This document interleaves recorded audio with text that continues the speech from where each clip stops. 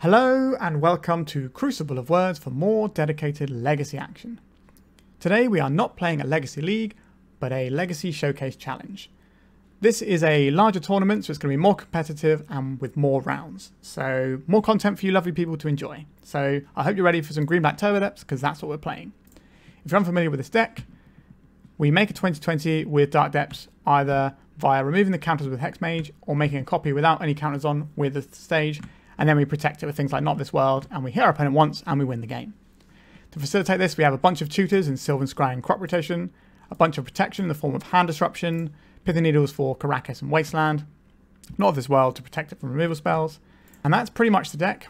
We're playing the sort of new build that I've been testing, and I figured this tournament would be the best place to test this at a high competitive level that I have time to do, so this is what we're doing. The new tech is running Exploration instead of Elvish Spirit Guide. This can ramp us 2 lands by turn 2, so effectively +2 mana. And also we need land drops as well as mana because one of our lands doesn't actually make mana. So we need to get these lands into play as well as have mana. So that's why we're playing this instead of Spirit Guide. It's tested okay so far, but I wanted to give it a really thorough testing against a competitive field, which is why we're playing it in this tournament. The other innovation is Life from the Loam, which can sometimes find you your combo pieces if you have enough time, but it also gives us the ability to rebuy our combo by getting back the stage and the depths. And if we have it in combination with Exploration, we can then present a 2020 every turn until our opponent dies, which is our new way of hammering through these white removal decks like Bant. And that's pretty much it. We've got some utility lands in Sejiri Steppe and Ghost Quarter. Ghost Quarter because we need to blow up opponent's lands whilst also putting Pithing Needle on Wasteland. We have a Bojuka Bog for graveyard matchups, and we have 2 Boseijus. I've increased 1 land to play the Explorations to make it a little bit more likely that we're going to have enough lands to put in, as well as this being a useful interaction piece that we often tutor for anyway. And yeah, that's the deck. If you'd like more information about this deck, I have a detailed article on my Patreon about this particular build of Depths, as well as my Green-Black Depths primer, which is updated monthly as well. So why not check that out if you're interested. The link is in the description. Sideboard-wise, we got some Graveyard Hate, which can also double up as combo disruption when we board in 2 more discard spells. So we'll have 8 discard spells and some surgical, so we can maybe take a Doomsday and get rid of them all, because Doomsday matchup is hard, and this is a good way that we can tackle it with some reasonably flexible tools. We have 4 Null Rod style effects. We split them because certain decks have it easier to deal with certain ones, and there are decks like Mono Black Saga Storm that run a Cabal Therapy or 2, and they can name one, but they might not hit the other one, so that's kind of the reason we split them here. Null Rod generally tends to be better, but not always. Sometimes you can actually just beat down with Collector Ouphe, because the matchups we're bringing these 4 in, they shut off your opponent's deck fiercely. We have 1 more Life from the Loam here, in case we need to get into a grindy matchup where we've got to plow through lots of removal. That's what this is going to be for. And we have 4 Abrupt Decays because it blows up Mages of the Moon, Blood Moon, and Opposition Agent, as well as things like Ensnaring Bridge. So this is just an essential card that we have to have. We have a fetch down mana base as well. If you want to know why and get into the details about that, by all means check out the Patreon, but I'm not going to go over it here because I've been over it many times with this deck. And yeah, that's what we're playing today. I'm not sure how many rounds because I'm recording this before the tournament's filled up, so we don't know quite how many rounds there's going to be just yet. But there's going to be quite a lot of them, I suspect. So buckle up and enjoy. Remember to like and subscribe. It really helps the channel. And if you're interested in a giveaway, I released a video on Saturday. If you just go and watch that one, it'll tell you the details of the giveaways. You can get a free donation deck on the channel, as well as a copy of my book that I've written. All right, let's get into a long afternoon of Legacy for me. If you're looking to play Legacy on MTGO like me, why not try Card Hoarder? They're a rental service that I personally use, and I found them better than other rental services that I've used in the past. So why not give them a try? All right, we're into round 1, and we are on the play. We have the ability to combo off here if we find another land. Is that where I want to set this game going? It's one of the most abundant things we can draw in our deck. We do have multiple pieces of protection as well. I think we keep this. I think due to the way that our mana base is set up here, we're going to lead out with the Pithing Needle. We don't really want to get wastelanded here. If we get killed on turn 1, so be it, I suppose. There's not that many decks that reliably kill on turn 1, so I'd much rather have the wasteland covered and then we can go in on turn 2. We're going to get hit by here. Patchwork Automaton. So we're looking at potentially 8 cast. Alright, and there's this Bauble. So this could be 8 cast. This could be some sort of different Patchwork Automaton deck. This matchup is better than it used to be because we have more Null Rod effects now, and they also don't run Psy, which was one of the things that used to jam us up a lot. They've sort of gone on to Patchwork Automatons as a beatdown instead. This Pithing Needle is not doing anything presently though. But we can race relatively well. Like obviously if we don't hit a second land then we're not going to go anywhere. So you've seen our Sylvan Scrying and our Duress. I'm going to draw a couple of cards here. Life from the Loam. So that's not the one we wanted, unfortunately. We could crop rotate our Dark Depths away and then Life from the Loam, and that does feel like a very slow way of doing things. So I think we're just going to play out this Dark Depths and we're going to Duress our opponent here because we'd like to make sure our crop rotation resolves if we get a turn to do that. Force of Will, Metallic Rebuke, and they do have a Psy in their list. Okay. I think we're losing this one, to be honest. We can't really take them off of... I guess we can take them off of double force, but... Our opponent is heavily favoured in this matchup, but that's why our sideboard is very good for this matchup. Psy is unusual these days. You tend not to see very many. So it's interesting they're on it again.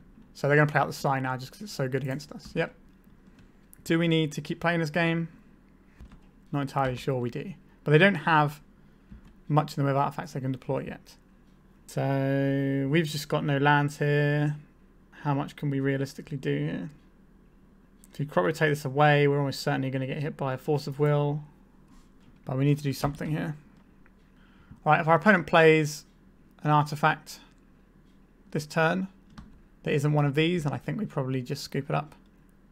Not the best first game I wanted for the tournament, but that's what sideboards are for, right? Right, so Found as a Saga, that's a pretty good one. And coming in for 4 here. They can just cast a Metallic Rebuke here as well. So we're going to Pithing Needle the Urza Saga here and try and bait something out. I imagine this is a counter spell.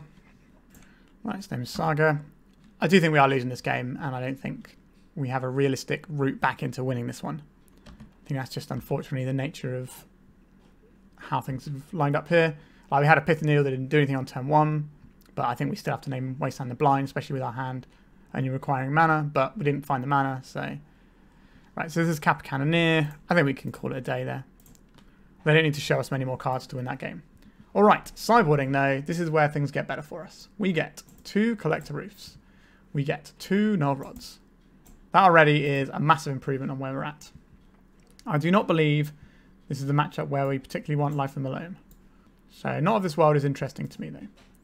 But let's have a look. Bojuka Bog isn't something we really want to fetch in this matchup. Yes, it has useful text, but I don't think that's where we want to be at the end of the day. I think we have Null Rods and Collector Ouphes to cover the Ether Spell Bomb, and we have Pithing Needle as well can do that. So I don't think that's necessary to keep the Bojuka Bog. I don't really like going lower on other lands here though. The Duresses and Thoughtseizes are kind of awkward here. And we just have these better things, but we kind of need them to punch through with the big haymakers like the Null Rods and the Collector Ouphes. So the things we're cutting are either going to be some amount of petals or some not this well. We can't really mess with our core engine. Exploration is potentially cuttable here. I guess Exploration doesn't allow us to make a turn 1 Collector Ouphe. Yes, Lotus Petal does get snagged by our own Collector Ouphe type stuff, but the power of having these is just better. A couple of Abrupt Decays are nice to have in the deck, so we can try and push through. So I think we're going to run it with something like this, because Chalice is something that we don't really want to mess with our Duresses, so we don't want to go up to more copies of those. I think this is where we want to have this. So our new tech isn't really for this matchup. The Not of This World are fine because they can counter an Otawara. We can also Pithing Needle Otawara too. So we've got some tools. But if we can just smash down a Collector Ouphe in our opponent's face, then we're probably going to win the game.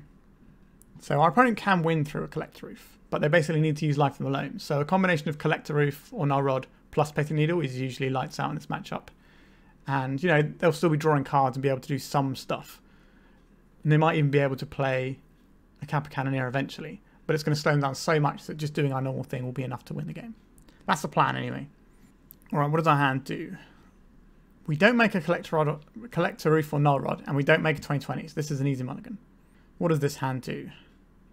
This hand doesn't make a 2020 or some sort of Null Rod effect. Alright, this one is turn 1, Duress, turn 2, Null Rod. And then we can kind of go from there. I don't think we need this Not of This World. The Sylvan Scrying is something that we will want access to, but I think it's with a hand like this, we just want to shut down our opponent's deck. So we're going to get rid of the Sylvan Scrying. And then we're going to begin the game with the Duress into Null Rod here. This is just to try and make this resolve. Urza's Bauble, Thoughtcast. Alright, so their hand isn't great here. So 1, 2, 3, 4. So we're a little ways off of casting this. We're going to take the Thoughtcast because that's going to give them their velocity. And then we're going to shut off a bunch of their things next turn with this Null Rod. Unless they draw exactly Force of Will. So there's the Bauble. I don't think they're going to tap these. They might tap them in response to our Null Rod though. We're going to see the Synod. We're going to see the Bauble here. They drew a Patchwork Automaton. Okay. That is the thing that can win the game against us. But it's not the quickest clock, so we've got time. It's a bit unfortunate we had to mulligan solo in this game, but we have a very, very powerful tool here, and our opponent does not have access to Force of Will unless they crack their baubles right now, and if they crack their baubles right now, they're less likely to cast Kappa Cannoneer next turn. So I don't think our opponent... Actually, let's have 1, 2, 3, 4, 5. So we need to find a 0-drop or a land to cast this Kappa Cannoneer. So I don't think they need to crack their baubles here, but they will probably crack them in response to our Null Rod. But okay, they're going for it now, so they're valuing a counter spell here. Let's see how we do. Did they draw a Force of Will? This is a nice one to have. And we'll deploy out this Thespian stage right now and jam this. No, this means if we draw Dark Decks next turn, we can just go and make our 2020. Null Rod. They did draw exactly Force of Will. Okay. That was a pretty nice top deck from our opponent. From a bauble that maybe they shouldn't have been cracking anyway. Hard to say. But they made the choice. They valued it and they were paid off for it. So fair enough to our opponent. Like, they took that chance and it worked out for them. And you can't fault them for playing into something. Alright. Let's jam this Pithing Needle. I'm going to put on Urza's Saga, I think, here. We do just need one card to make our 2020.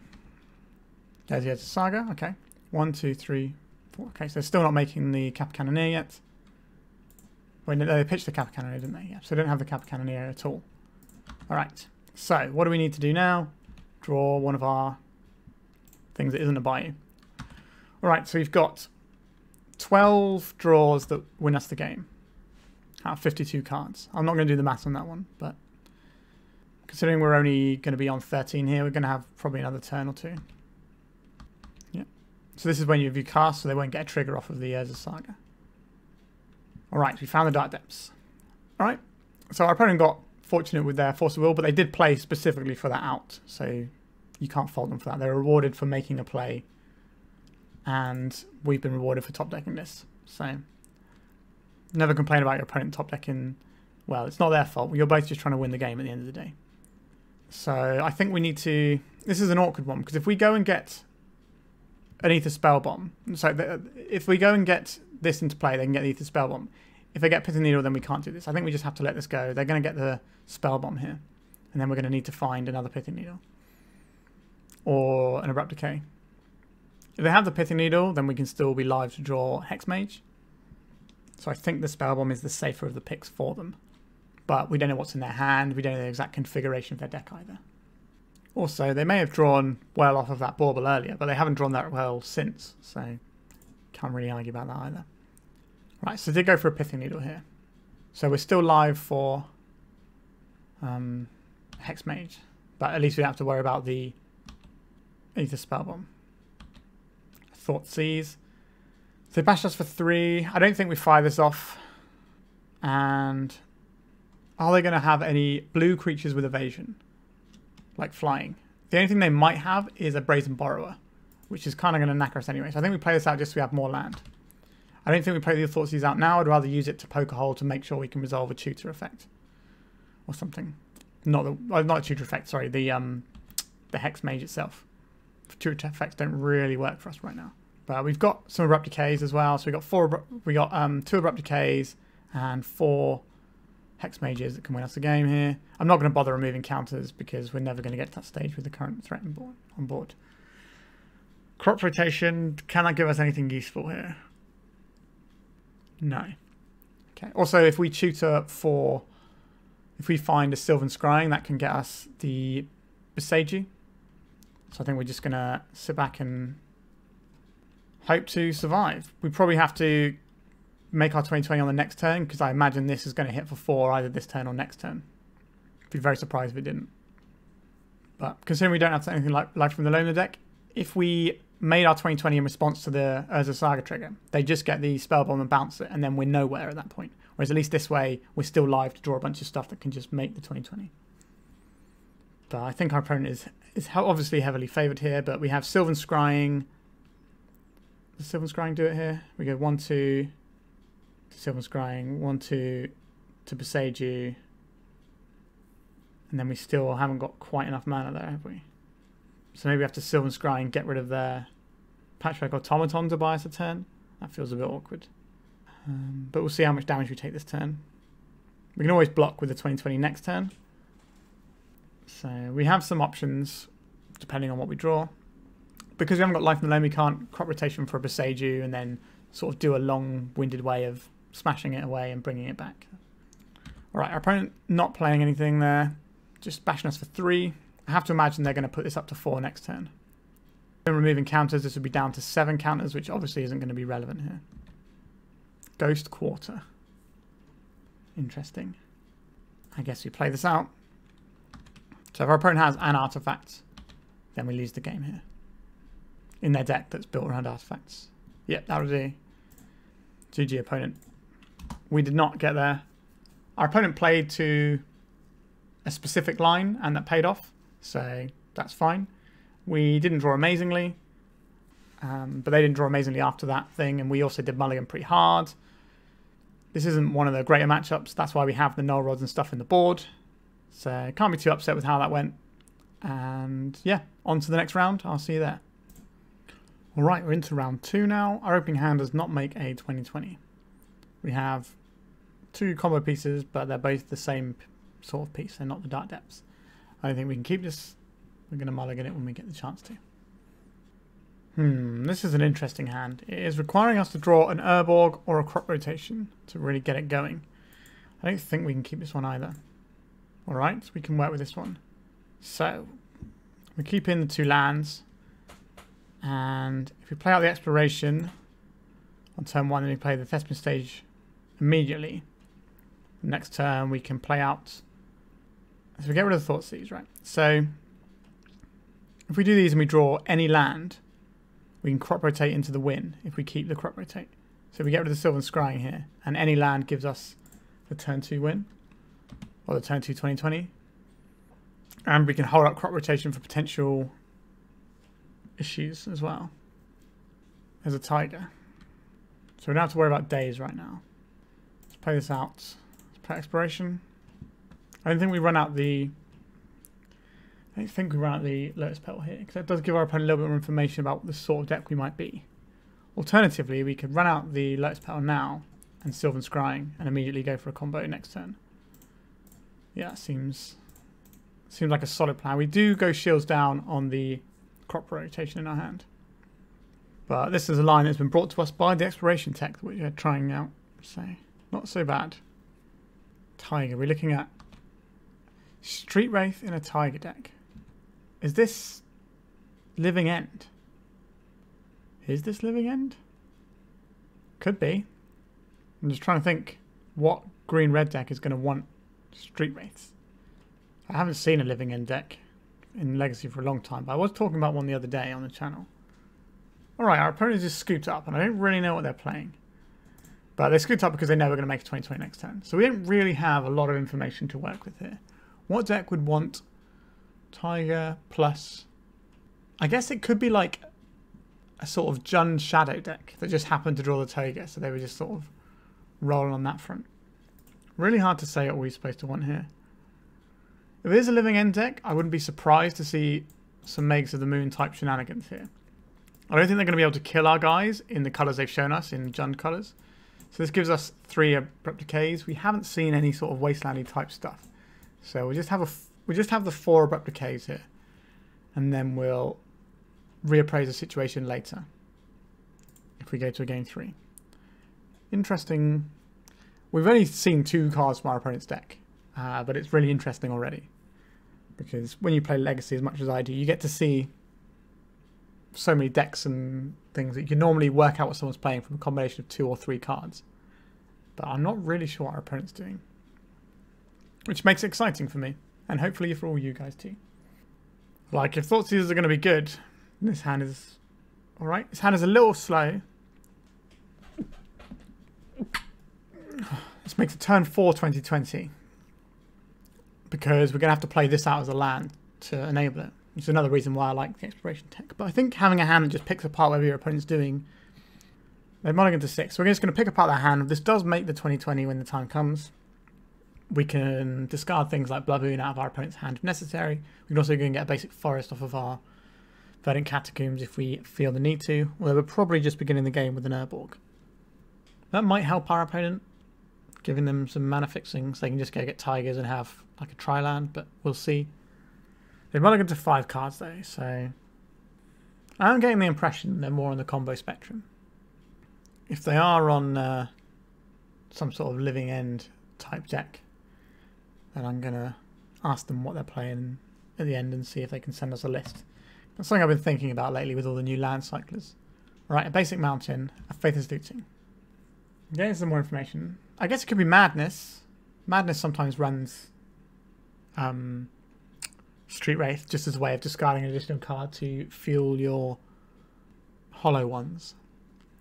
Maybe it's Madness. Yeah, okay. So Anjo's Ravager is just going to the bin there. Alright. So now we have an interesting one where what are we going to fire off here? Because if we fire off Thoughtseize here, we could hit a creature that we don't want to hit. But I think we still fire off the Thoughtseize here and get some information. Hollow one. I'll take that one. Alright, so we do have a Bojuka Bog in the deck. But I think we have worked out what our opponent's playing, and I think having the Abrupt Decay is fine. Maybe I would rather have some Surge Extractions in there as well. They've played this whilst they still have a land in hand, so they've got some more stuff to discard if they find better things. A Firestorm and another Faithless Loot and a Root Waller, sure. So now they're getting a 1/1 that can be pumped to a 3/1. And they're playing out the land, and they're playing out the LED. Sure. So this is what our opponent has to try and win the game with for now. So we'll crack this and go and get ourselves the basic forest. Cast a Sylvan Scrying while we know the coast is clear. I guess the one way we can get punished here is by a Burning Inquiry, but we are running Life from the Loam in our deck. So, in my experience, the Madness matchup is usually pretty good. Not that I play it very often, but it's normally a pretty fine matchup because they're just trying to aggro you out. And 2020 is pretty good at flipping aggro races, as it turns out, because you get quite often you get to block with it because they can't really remove it, and then you get to bash them anyway. All right, are they cracking this first for the purposes of thinning their deck a little bit before they fire off a Faithless Looting? Or have they got something? Okay, so they're casting a Once Upon a Time here. What they like to reveal to us. Alright, they're just scooping up. They've had enough. So that was more of a case of our opponent. Like in game 1, we had a very fast hand because of the exploration tech. So we just got to kill them on, well, make a 20/20 on turn 2, which an aggro deck is not going to beat. Game 2, their deck kind of betrayed them a little bit here. Like they had a lot of lootings and things, but they never really got off the ground with it, which sometimes happens with Madness. We can definitely feel fortunate for winning this one, but I think if we lost this one, then we're on the play for the third game. I'd be quite happy to be on the play, especially now we have more information what our opponent's doing as well. We can snipe out some Vengevines using Surgical Extractions and just be alright. So I think it's a good matchup, but we did get lucky in this second game. Alright, I'll see you in round 3. Alright, we're on the play for round 3 against a Yorion deck list, which could be a real problem for us. It's not a matchup that I particularly enjoy playing against if it's one of the control-y ones. Alright, so we had to mulligan our first hand because it didn't really give us access to what we needed. This one also isn't really going to get us there. So we've mulliganed down to 5 now. We do have access to Dark Depths here, but not a lot else. Are we supposed to go lower than this? I think so. Alright, this is the best hand so far. So how many of these cards have got to go? 1. So use one of these. We have an interesting choice here. We could go turn 1 Exoration into Thespian stage. I think having the uncounterable way might be better here. So I'm going to put this crop rotation back in case they're a blue one. Oh, and we still have to put another card back actually, don't we? Okay, yes, if we get rid of the Hexmage and the crop rotation and just go for a turn 2 Marit Lage combo, that's uncounterable apart from this one spell that we're going to play. We kind of don't really care about Wasteland because if they're going to have Wasteland, it's going to beat us anyway. So we're going to just jam a Bayou here and then deploy ourselves an Exploration. We'll play our Thespian stage and we'll pass. So we have a 20/20 next turn. Now our opponent is likely to have Solitudes in their deck, whether or not they're the Death and Taxes build or they're the... Okay, so they're the blue Yorion builds. Okay. So either way, we're looking at Solitude and Source to Plowshares as things to worry about. Right, we have a Dark Depths. We don't have the next mana we need to make this happen. However, we can crop rotate into it. Whether or not that's a good idea remains to be seen. Because we can just hold out for any other land and get this going. So we were odds on for a turn 2 because the land is the most common thing we're going to draw. Is this a turn where we crop rotate? Is this a moment? I don't think so. I think we just let this brainstorm go. I'd rather use this crop rotation as protection for like one removal spell. But if we drew a land instead of this crop rotation, then we would have been able to go off that turn. Alright, just a little white source there in the Flooded Strand. Another crop rotation. Okay. Not feeling great about this one now. Cracking Flooded Strand here. What colour mana are they going to get off of this?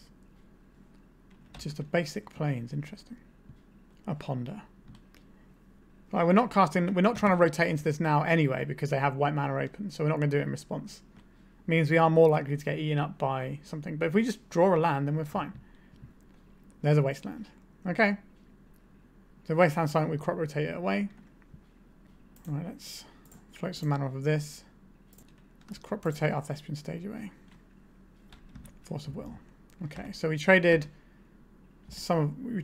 two of our cards for 3 of theirs. Brainstorm. They might be just like a straight up blue-white deck. A little bit late for this really, but here we are. I think we fire this off now because we're pretty constrained on mana right now. 2 copies of the One Ring. Are we going to beat the One Ring here? Hard to say. They've shown us the green mana here, so they are on the ban. They've also shown us the black mana, so they're on the 4 colour. So it's probably a Beanstalk deck. They just draw a Beanstalk off the top. They did, and they're not leaving white mana open, which is interesting. Alright. Hexmage. So they do get to play the One Ring next turn. Right. We know all the cards in their hand bar 1. So the chance of this resolving seems very high. We'll get ourselves an Urborg.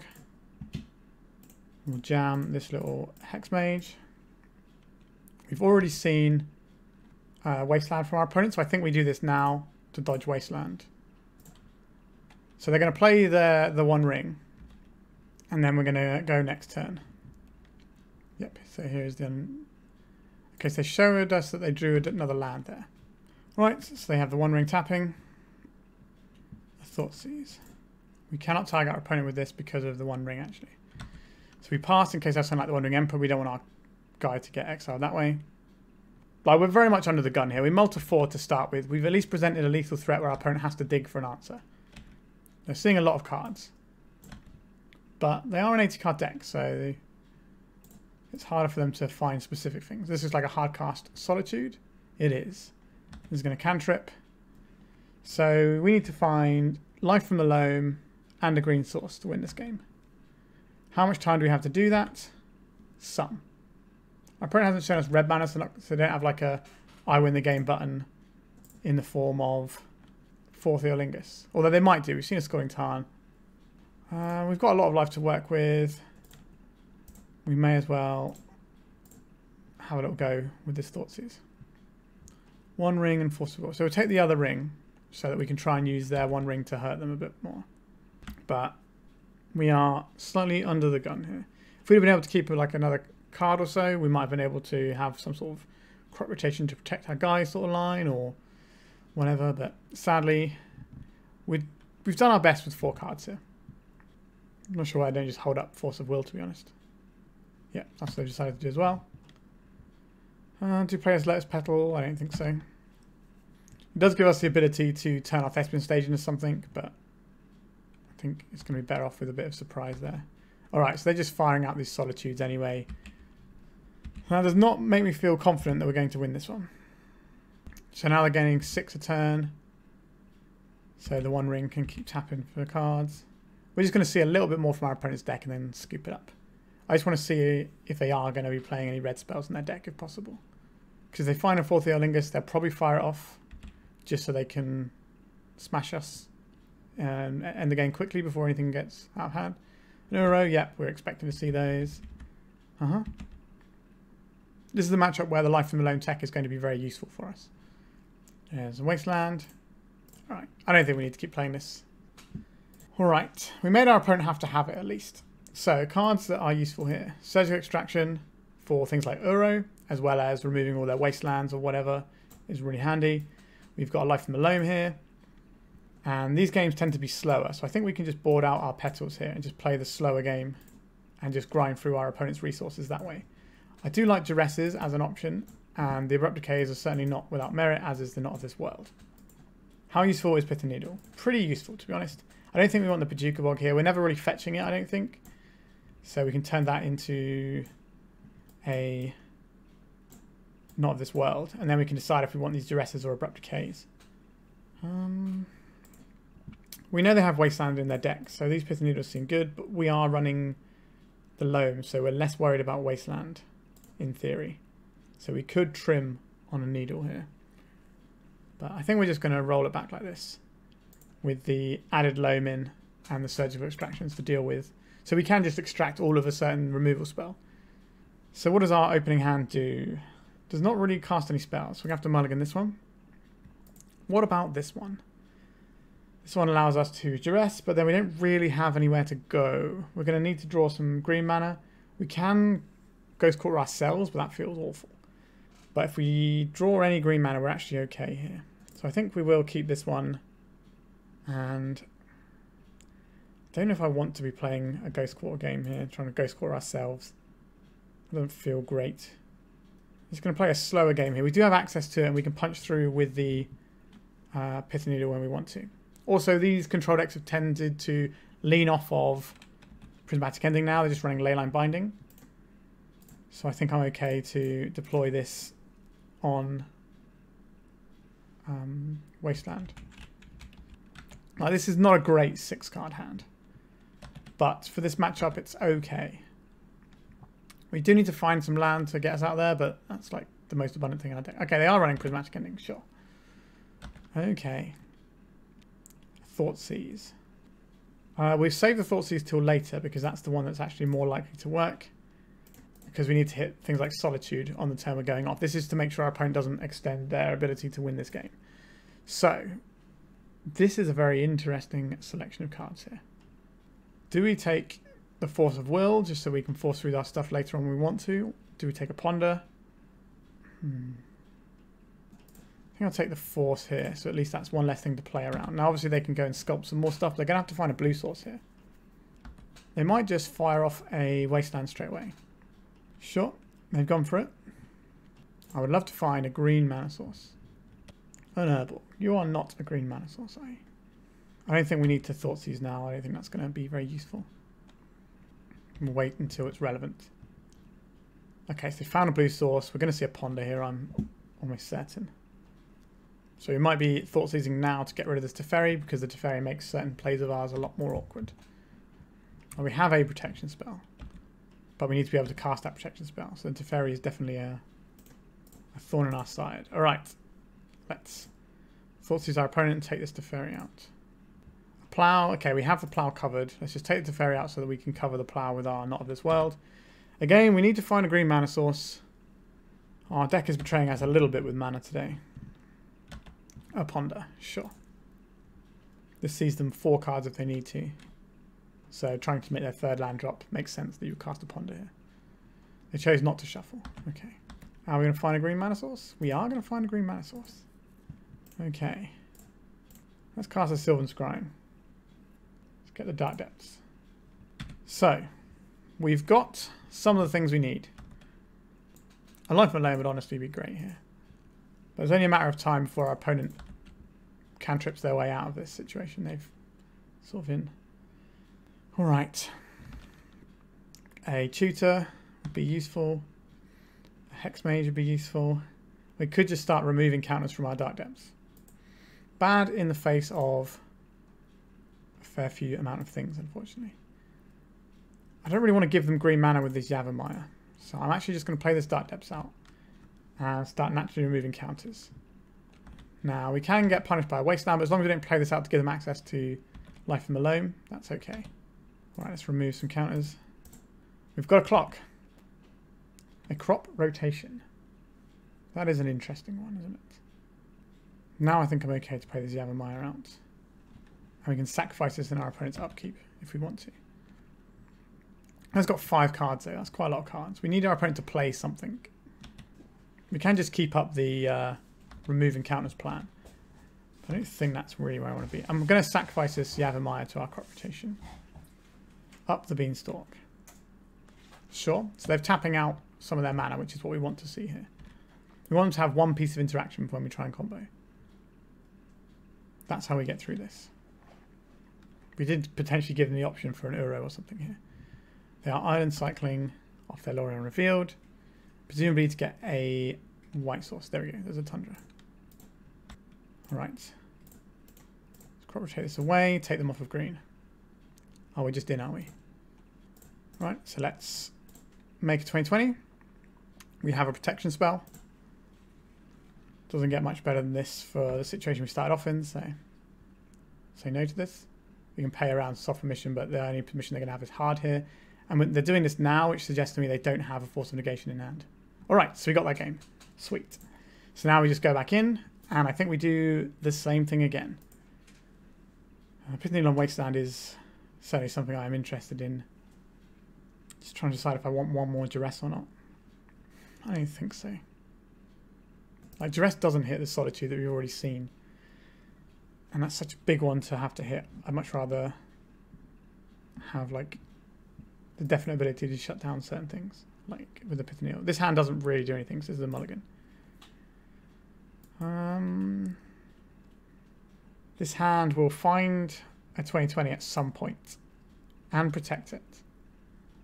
And we protect from Wastelands, but we don't have a way of getting towards the combo just yet. But our whole deck is kind of built around doing that. I think we can keep this and throw back an Expiration. We at least have access to our 2020.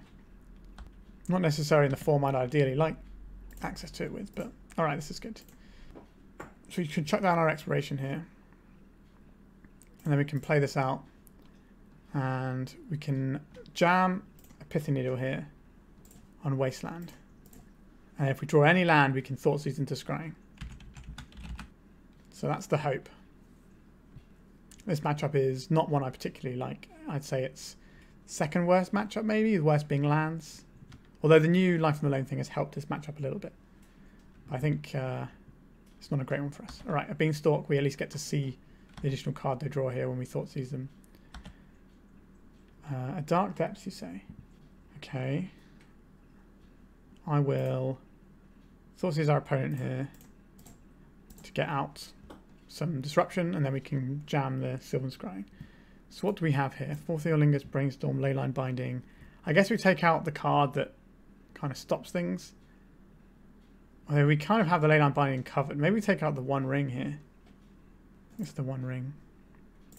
Because we're going to get to a stage where they can cast that though.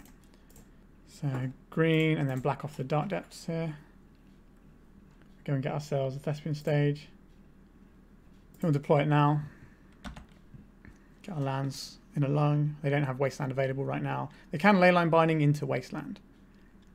But not for this mana actually. So is our one Knot of this world going to be enough? But we could draw another piece of hand disruption next turn.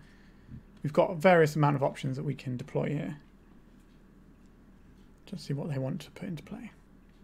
Like the One Ring will beat us because it gives them an extra turn and 3 cards effectively, and that should be enough for them to win the game with. Alright, so we've got red source here. What's this going to be? A 4th Eolingus. Sure. This is just for 1, so we're going to take a tiny bit of damage here. They will get an additional card, which is not nothing. But we get a 2020 next turn, and we have a piece of protection. I would love another piece of protection. That's kind of like protection at the end of the day. And we have assembled the combo to just deploy this every turn. So, alright. I'm okay with this situation. We don't need to... We can make this in response to a leyline binding. We don't have to worry about Wasteland. Because we know they've got Prismatic Ending, we won't make the 2020 until the end step unless something really weird happens. Right, so there's the Flooded Strand. So our opponent's hand could be all sorts of things at this point. And cracking the Strand, so they've got rid of some bad cards. I'd be very surprised if Leyline Binding wasn't a card they had in their hand right now. They're probably going to get a black source here. Blue, green, white, red. Okay. And a Ponder. So they have just a Leyline Binding up by the looks of this. This is going to cost 2. So they got 4 colours right now. They don't have black. And we're going to do this end step. Yeah, we're not going to play into this Prismatic Ending here. Because that could give them a 1 mana answer and then a 2 mana answer. Sorry, 1 mana answer and then another 1 mana answer. They draw a card here. And then we will make our 2020. Keep this one. What would you like to do, opponent? You're going to pass the turn to us. Okay, this suggests to me that our opponent has Force of Negation in hand. And that's why they're waiting to fight on our turn. Which is a sensible thing to do. Oh yeah, sorry, it only costs 1 because they've got 4 types here. Yeah, that works. Sure, so Beanstalk's going to come in. And then we're going to stifle the trigger effectively with our Not of This World. I have to imagine they have a Force of Negation. Alright, they have a Plough. Sure. That gives us a lot of life to work with. But they are drawing additional cards here. I really hope they don't have a Force of Negation, because that will blow our Life from the Loam plan out quite a lot. Alright, they're just going to Surge Extract our Dark Depths, and unfortunately that is game over. Yep, it's a very difficult matchup, that one. We certainly posed all the questions we needed to, but our opponent just found enough things to get through there. Game 1 was very unfortunate. We mulliganed and didn't really have a great selection of draws. We were sort of stuck on land where we would have been able to win if we'd have drawn a land in the first few turns. But those are the breaks sometimes. And this is one of the worst matchups in the format because they have Teferi, which can make it so that you can't shoot or stuff in their turn, you can't protect with Not This World, and it also means that their Prismatic Endings are viable ways of killing your guy at end of turn. They also have Uro, so they go above 20 life, so we need to take 2 swings, which again turns on all their sorcery speed stuff. They obviously have a whole bunch of white removal, and they got Wasteland, Life from the Loam Lock, and they have Surge Extractions, which you don't always see out the sideboard, but yeah, pretty rough. We are 1 and 2. I'll see you in the next round.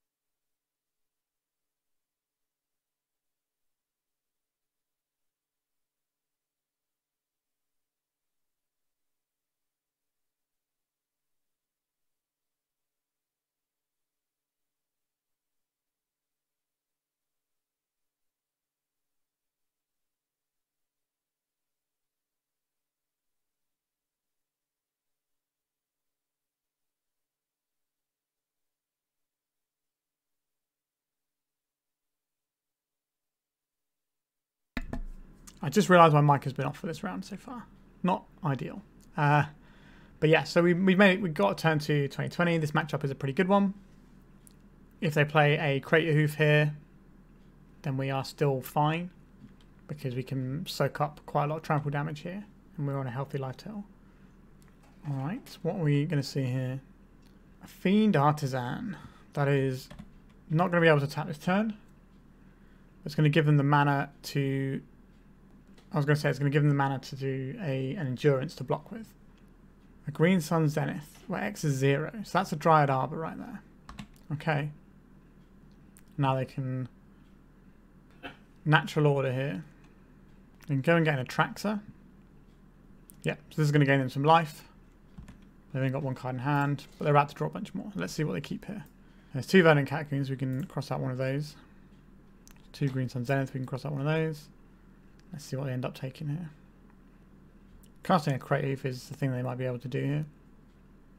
So they chose Green Sun Zenith, Collector Ouphe, Windswept Heath, Once Upon a Time. So Green Sun Zenith, Windswept Heath, Collector Ouphe, Behemoth, Once Upon a Time. Sure. So the idea for them is to play Collector Ouphe next turn and kill us. So that might be good enough. Let's make a 2020. Can we draw a Crop Rotation for the win, or a Sejiri Steppe, or a Lotus Petal? Another Dark Depths. That's not quite what we were after, was it? So 1, 2, 3, 4, 5, 6, 7, 8. So try to work out how big their Collector Ouphe is going to be. Enormous. And if we hold this back for blocks and they get Collector Ouphe, 1, 2, 3, 4, 5, 6 creatures. So that'll be 3 of the creatures come through, I believe. 1, 2, 3, 4, 5, 6, 7, 8. Yeah, so 3 of the creatures come through, at least, which will kill us. We don't quite have the mana to Sylvan Scrying. What we can do is get rid of their guy's Cradle, and that will stop them from doing that play. So let's go to attacks. They're going to gain 7 here. Are we going to attack here? This guarantees them 7 life, whereas if we wait one more turn, we have the potential to draw a land and just zip through that way. I think we don't attack here. And we play out this Dark Depths, and we will get rid of this Cradle. So we're looking to spike a land. Actually not a land, because this doesn't tap for mana, unfortunately. This was not the land we wanted to draw. But we've stopped them from Collector Ouphe in this turn. So they have 1, 2, 3, 4, 5, 6 mana. Let's see if they've top decked another Cradle and just put us in the dirt. We have some protection anyway. I don't think they're going to have anything that's going to mess with our creature anyway. It's not really how this matchup usually goes. They could Once Upon a Time into... They've already played a land though, right? No, they haven't actually, no. So they could Once Upon a Time into Cradle and have 1, 2, 3, 4, 5, 6, 7, 8. But then their creatures won't be lethal. They'll be a little bit shy. But they're going to gain a lot of life if they find a Cradle here, right? They could just attack with one... No, the one guy's not going to be big enough, is it? Okay, so did find a Cradle. So there's the Cradle. 1, 2, 3, 4, 5, 6, 7, 8. Could be doing a big Green Sun here instead, but I think... Alright, Reclaiming, this is basically mana neutral because it's a 1-drop and it will make their Cradle tap for the additional 1, which also pumps their guys by 1, which might be the difference. I haven't done the maths. We'll do the maths when the time comes. Alright. So 12. So we can block this, but then these two are lethal. Whereas this would have been 13 and 8, which also would have been lethal. Yeah, so we are dead if they turn everything sideways here. Yeah, alright, they got us in game 1. Bit unfortunate. This Dark Depths was not the most helpful, but such is life. Let's have ourselves some Abrupt Decays. These Duresses are really bad. I'm not really sure this is a Life from the Loam sort of game either. And I think that's fine here. Do we think they're going to be... I don't think actually they're going to be not of this worlding us very much. So we can probably keep in some Loams here. There's an argument to keep in 1 Duress just to hit things like Natural Order. Now I'm worried about what they're bringing in here. Like the things they're probably going to bring in are like Run Afoul or Shoulder's Edict. So the Duress will help that. So we'll submit like this. Yeah, this is a 10-3 kill, or 10-3 2020. We'll keep this one. We have protection in terms of Pithing Needle, but we also have protection in terms of being able to get through blockers, which is really relevant in this matchup. So we can go and find our Sejiri Steppe the turn we're... Actually, no, not the turn we're doing it, because we're going to have one less mana in play. Interesting. So, Urborg into Thoughtseize. Let's see what you're working with, opponent. Elvish Reclaimer, Fiend Artisan, Quirion Ranger. Thoughtseize, okay. I think we take out the Reclaimer here. That's the scariest thing, because that can go and find problem lands for us. So they can Thoughtseize us if they want to, but it won't really make a lot of difference. And if we draw a Hexmage, we can go a turn earlier. So that's always nice too. They might take the Sylvan Scrying, that gives them a chance to block. So Windswept Heath, I have to imagine we're looking at the Thoughtseize here. Now what they can do is they can Boseiju away one of our... So if they take the Pithing Needle here, they can Boseiju away our land and we try and combo. But that means they have to hold up 2 mana the whole time. So we'll see what approach. I think they take the Needle here, because if we name Boseiju, that is a real pain for them. If we only play out 1 land on the next turn, which is very likely at this point, we will play out our Thespian stage. Because we don't want our Dark Depths to get hit, if we can avoid it. Yeah, we're taking the Needle so they can leave their Boseiju online. The Thespian stage, so we've just drawn another one, so we don't mind if they Boseiju this one. Otherwise, they have to hold up their Boseiju all the time. And we can eventually just have enough mana to do double Thespian stage in a single turn. They also need to find a land that isn't Cradle to be able to Boseiju here. So it's a Cradle. Interesting. So this Cradle doesn't tap for anything. Expiration. Does that change anything right now? I don't think it does for right now, but it will do if this doesn't work. So on our opponent's upkeep, we're going to make the 2020. Because they cannot Boseiju here, because this requires... it's a legendary creature, right? Yeah, it is a legendary creature. I just had a brief moment where I thought, wait, is Cradle going to be able to interfere with this? But this does require a legendary creature to make it cost 1 less. I did know what the card in my own deck also does here. Oh my god, I've just completely punted because I have Urborg. Whoops. Okay, this is fine though. We have a Sylvan Scrying, and we're going to get ourselves a Bayou. Whoops. I think we probably still make that, because that's the whole turn right there. Forgot about my own Urborg. Whoops. So if they have a land here, they get to play out this Dryad Arbor. Yeah, but we get to just do the whole thing again. Let's see what we find here. Life from the Loam is pretty useful. So we can't assemble the combo right now. So we can play this one. No, we are slightly shy of assembling the combo right now. What we can do is play Exploration, play this, crack this. Can we get another Bayou, I suspect? Life from the Loam, target our 3 lands. If they've drawn a Surge of Extraction to beat us here, then fair enough, I guess. And then we'll play out a Thespian stage. This might bait them into doing something like a Boseiju again if they have another one. But next time we get to 2020 and we have the ability to find a way of punching through a blocker. We have also assembled the make a 2020 every turn combo, which feels good. Right, so we're going to see this Ranger. We're also going to see this Fiend Artisan, I suspect. And they're going to try for something next turn. They might just be in trying to chump block with Endurance. But if they're on Shoulder's Edict, we can prevent that because... Well, not prevent it, but we can go right through it by just Life from the Loaming back every turn. Sure. They're untapping their Dryad Arbor. Playing the Fiend Artisan. Playing it Once Upon a Time. Like, they can do some pretty big Cradle Hoofs soon. If they find a Natural Order. Obviously, they can't cast Natural Order off of this. But... Alright, if they have a Natural Order in hand, that's bad for us.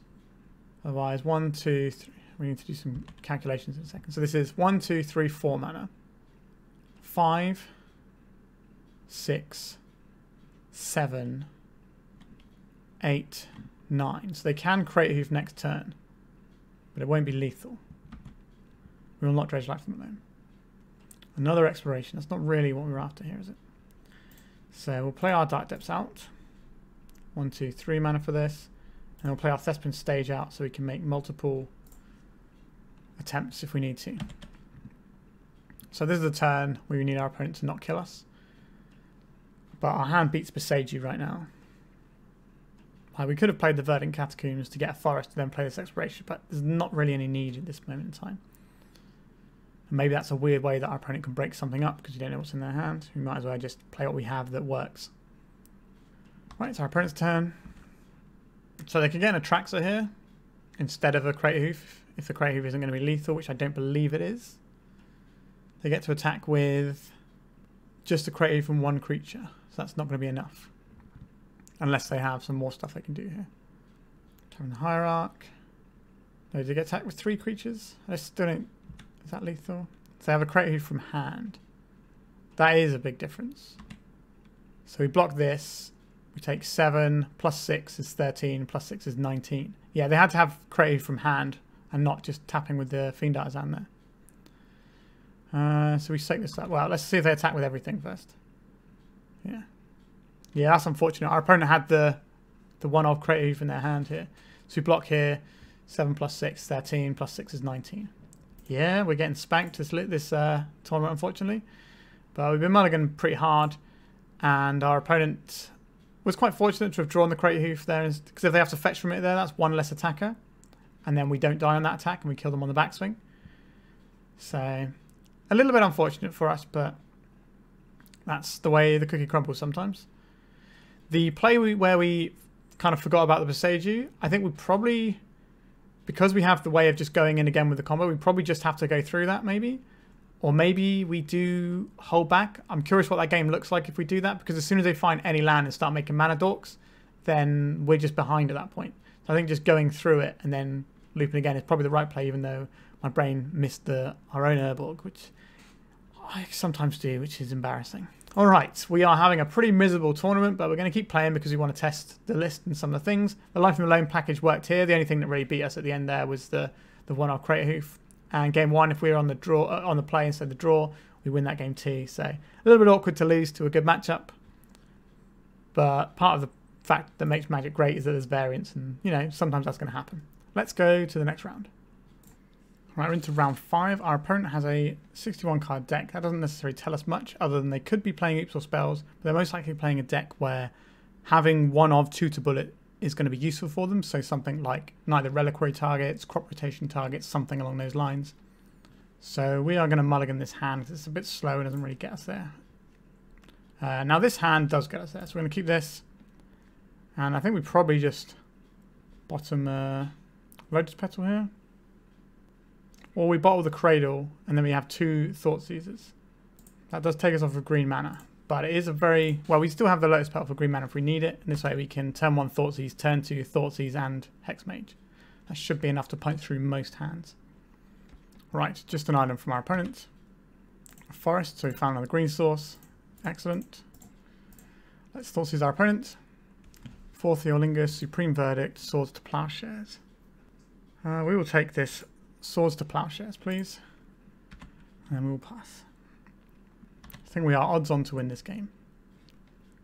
You're going to see the basic planes here and no other follow-up. Okay, so we'll fire off this Thoughtseize first, and then we'll play the Petal and the Dark Depths. Force of Will, we need to stop this Force of Will as we can't really get around it. So we'll take the Force of Will here, and then we'll play out this Lotus Petal, play out this Dark Depths, play out this Hexmage, and if they play a Teferi and bounce our Hexmage, then we make the Dark Depths in response. The way we lose here is if our opponent plays a Wasteland right now. I wish I hadn't said that, probably means it's going to happen. Alright, they did not play a Wasteland, so we should win this game. Unless they, I guess they could have drawn a Plow here or something, but no. Okay, so we just got the game. So we don't know how far into the source they are with the colours, but we did see the 4th Eolingus. So it's reasonable to expect even more sort of like big, scary colour things like Leyline, Binding and stuff like that. Right, so we'll remove a Bojuka Bog. Then we get rid of some Petals. We don't need to go fast in this matchup necessarily. And Pithing Needle can name the One Ring as well as Wasteland, so I think we'll keep that in there. And this is probably where I want to be. We could drop 1 Needle for 1 Duress. That's the other option. I think we'll try that. Because the Life from the Loam already kind of gets around Wasteland a little bit. Our hand can get there. But it's asking for quite a lot to go right, I think. I think we can do better than this. Okay. I'm down for this. We keep this on. We're going to keep the Loam. I think if we get rid of anything here, it's probably the extraction. So we have a turn 3 combo here, which means we're not duressing until turn 2. So we're more likely to get our crop rotation to resolve. There is a scoring tower from our opponents. And exploration, that's certainly interesting to me. I'll play out this Boseiju and this exploration. See how our opponent feels about this one. This might get a counter spell. Force of negation, excellent. We didn't need that exploration to win us the game there. So that duress there, effectively, or him to turret for 1 mana, we would not have got off an Elvish Spirit Guide. Flooded Strand. Okay, so this is the turn that we duress our opponent. And this way we can force through this crop rotation now. A Source to Plowshares is kind of annoying. The Surgical Extraction is more annoying, I think, maybe. Is it? We need to take the plow and try and win with what we've got. But Surgical Extraction can stop us winning if they end up with multiple pieces. I think we just take the plow here and we sort of go for the higher roll here. So let's crop rotate. We have to get rid of the Boseiju here, which is annoying because there's only green source. I think we are relatively all in on this play, and I don't think that's a problem. Are you thinking about firing off a Surgical? I'd love our opponent to fire off a Surgical Extraction. Okay, so now we're going to get ourselves a Turbodepths. And then we'll pass the turn. So next turn we can make a 20-20. And our opponent has no way of dealing with that right now. I would like to find a way of taking out this Surgical Extraction from our opponent's hand, just in case things go wrong. But we shall see how this transpires. We do need to be careful about our combo here. Because if they answer it and they have the extraction, then we lose.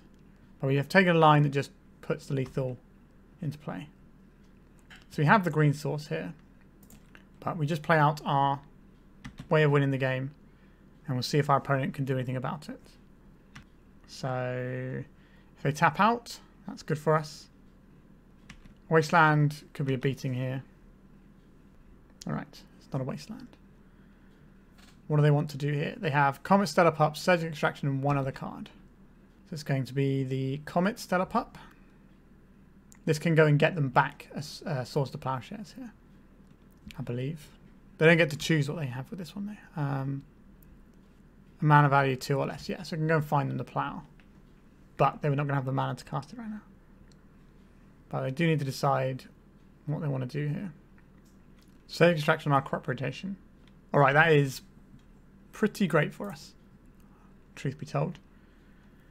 Because we have the win on board. That Surgical Extraction means that even if they do, unless that's a second Surgical Extraction, I guess. But we have the kill presented right now. Our opponent has 1 mystery card in hand to stop that. This doesn't gain life. This won't give them blockers. I guess they could just get really lucky and just hit 6 enough times to kill us in 1 turn. I've not seen that yet, and if it happens to us, it'd be hilarious. And I wouldn't be able to be mad about that. Alright. So they're saving their fetch lands so that they can use them to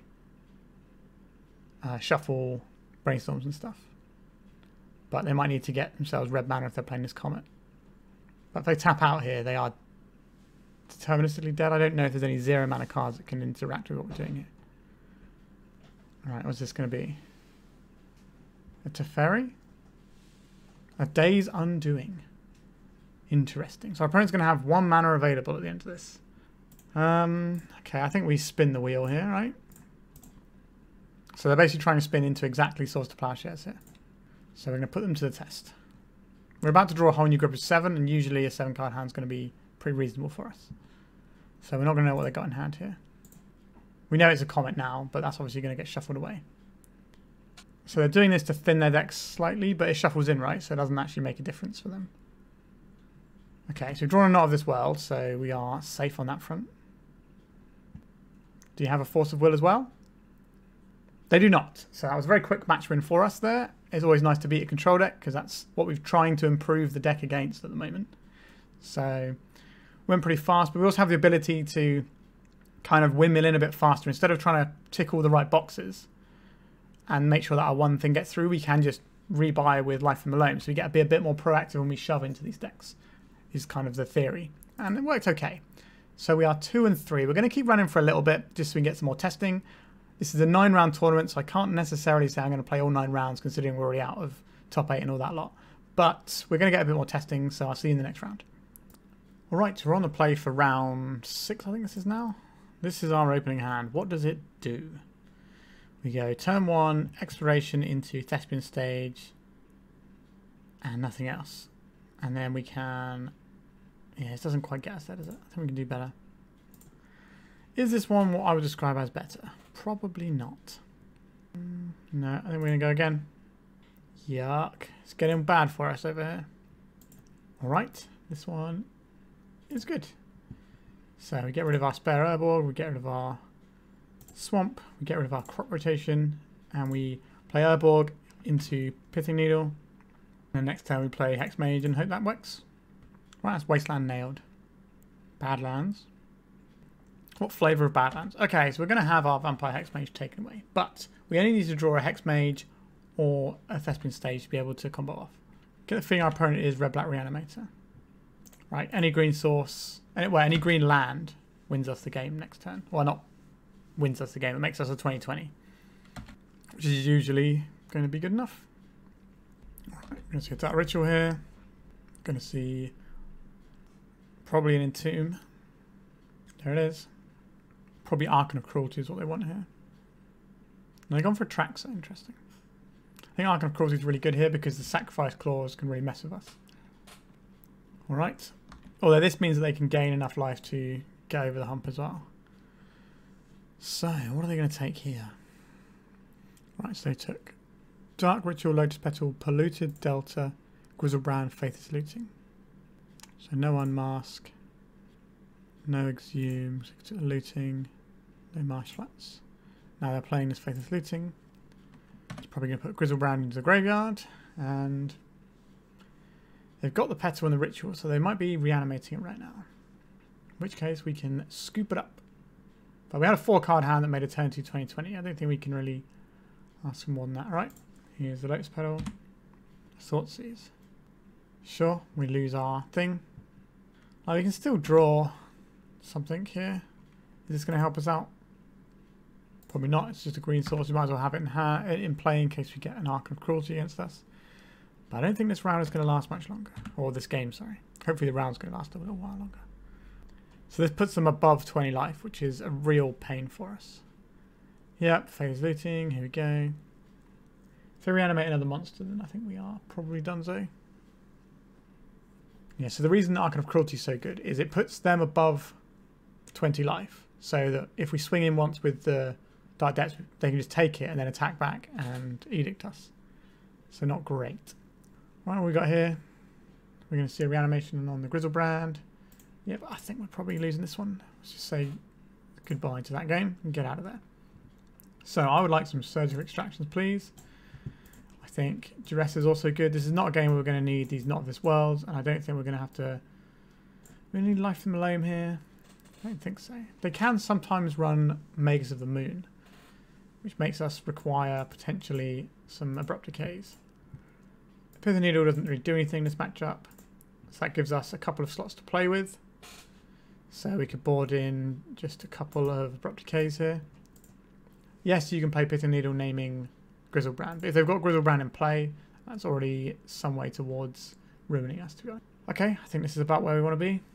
So previously we've had Leyline of the Void as one of our pieces of graveyard hate in the past, but we've trimmed that down because Reanimator kind of disappeared a little bit. But it is kind of back again now. Our opening hand does have graveyard hate, but doesn't really have much else going for it. I think we can do better. Okay, I would describe this as better. And we'll get rid of one of the Sylvan Scryings. I did mention that Blood Moon is a thing that they can sometimes play, so I'm going to get a basic forest here, because we already have the Urborg anyway. Oh, I've misclicked horribly there. Oh my god. I should have made that window bigger because I clicked the card just underneath the forest. Oh no, we're going to lose this game because of that. Oh jeez.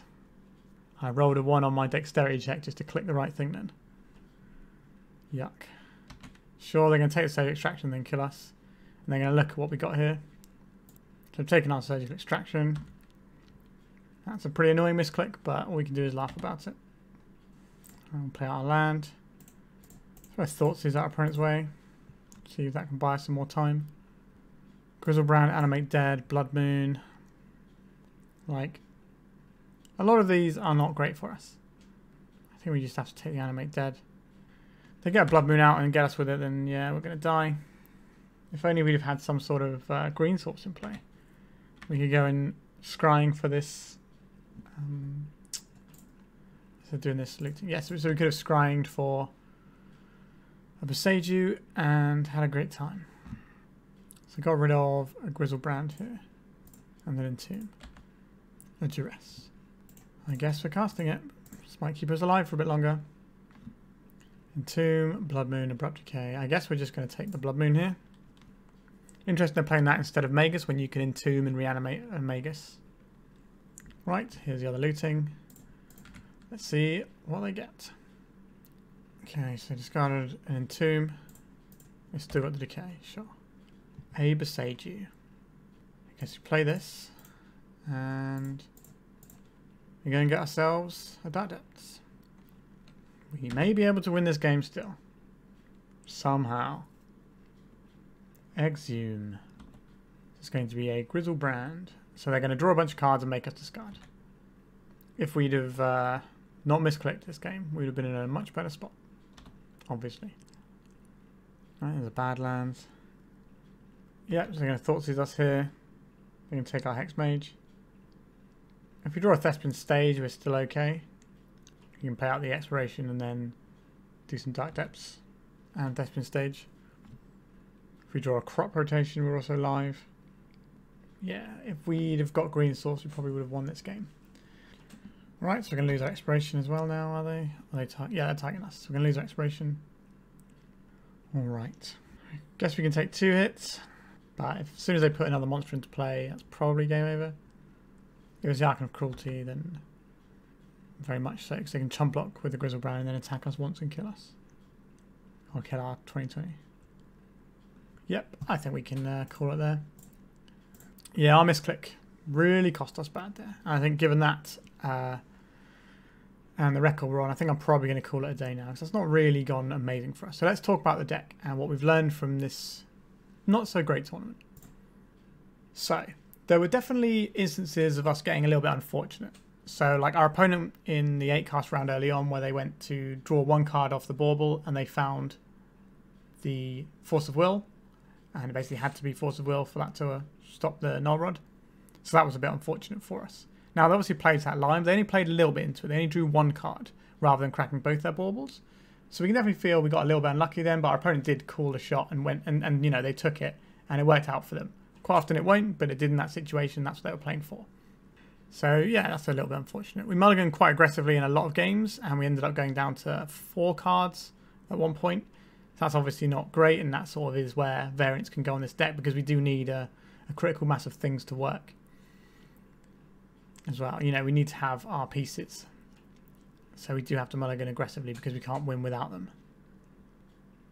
There was also that game versus the Cradle control deck where they had the Cradle Ouphe in hand. If they had to fetch it with the Fiend Artisan, then we would have won that game. So that's also kind of annoying. But again, that's the thing that's going to happen. And if our opponent's deck was going second in that thing, we also win the first game as well. So the margins we lost by were quite tight, but it ended up sort of mounting against us in a way that wasn't great. I still like the deck list. I think this deck list is good and I want to test it some more. But what I will say that I'm considering right now is messing with our mana base a little bit. So let's pull out these combo pieces so we can talk about the actual mana base. So the reason we play a fetch land, dual land, basic mana base is so that we can be a little bit safer against Wasteland. So that we can go turn 1 like Verdant Catacombs, and then turn 2 try and do our combo then. However, now that we're trying out this exploration build, which helps versus the control decks and things, it feels like maybe that's not where we need to be anymore. because we have the Life from the Loam as well. So we have a little bit of insurance against that, as well as the 4 Pithing Needles. So maybe we could try a rainbow mana base, because there were situations this league where, or not league, this tournament, where we didn't have the perfect mana we needed to execute our plan. And sometimes you fetch a forest, or you draw your forest, not being able to cast Hexmage can be a bit of an issue. So maybe what we want to try is, you know, take out the 4 Verdant Catacombs, the 2 Bayou, and the 2 basics, and just run the most efficient way that our deck can run, right? So just have a bunch of rainbow lands and just have the best goldfish possible, right? So all of our lands are able to do it, so we're going to have to mulligan slightly less because our mana is going to work a little bit better. Now, yes, we will be more susceptible to wasteland, but I think we just want to make sure that our game 1 plan is as strong as possible, and then we can tweak from there. So I think the next build I'm going to play is going to be a rainbow version with probably the same spells in the main deck, but just a different mana base. And whether or not we want to play some different sideboard cards to help, I'm not sure, because I think our sideboard is actually pretty useful for where we're trying to be right now. But we could definitely have a look at it, because we're only going to have 8 multicolored sources here. We could always trim the Yavimaya or one of the Boseijus and have another mana source there. So we go for like our Gemstone Caverns, our Mana Confluences, and like 1 City of Brass if we want to have 9 rainbow lands, which would open us up a little bit to having a few like off-color sideboard cards if we want to. Now, do we want off-color sideboard cards considering what we have here is already pretty good? I'm not sure. We could play something like Stony Silence instead of Collector Ouphe. That's only a minor side grade really, and I don't think that's where I want to be. But I want to try the mana base differently, because we did have 1 or 2 spots where we're having to mulligan because of our mana base. I'd like to just try and get the deck doing its thing as efficiently as possible, and then we worry about what our opponent's doing and if we need to adjust.